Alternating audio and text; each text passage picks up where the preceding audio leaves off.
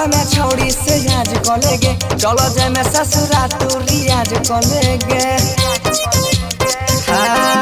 जे कल करो में से तू आज कलेगे चलो जाए में ससुरा रियाज कलेगे हाल में जवानी तोहरा खिलताओगे से जो पाया हम मिलता होगे गे चाहोगी हाल में जवानी तोहरा खिलताओगे से जो पाया हम मिलता होगे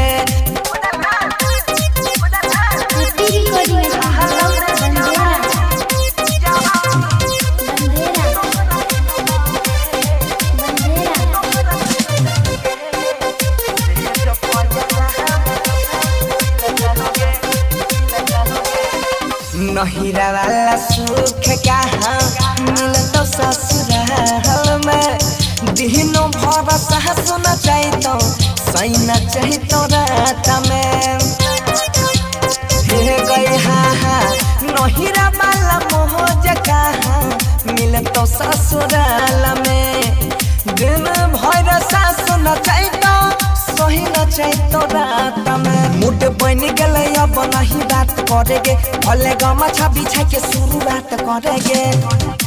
तो हर नो से हिलताओगे से जो पैसा बाहर मिलताओगे अच्छा होगी भलो ही जवानी तोहरा खिलताओगे से जो पैसा बाहर मिलताओगे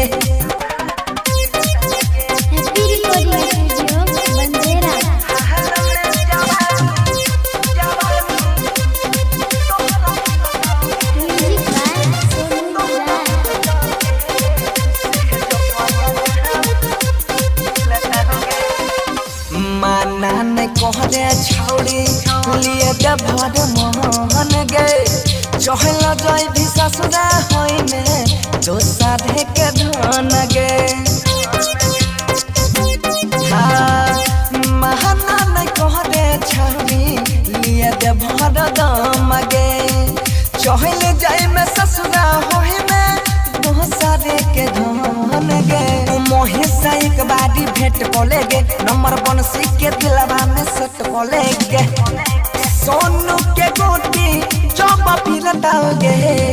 से जब याद हम मिलताओगे अच्छा होगी भला ही जवानी तोहरा खिलताओगे से जो पैसा बाहर मिलताओगे।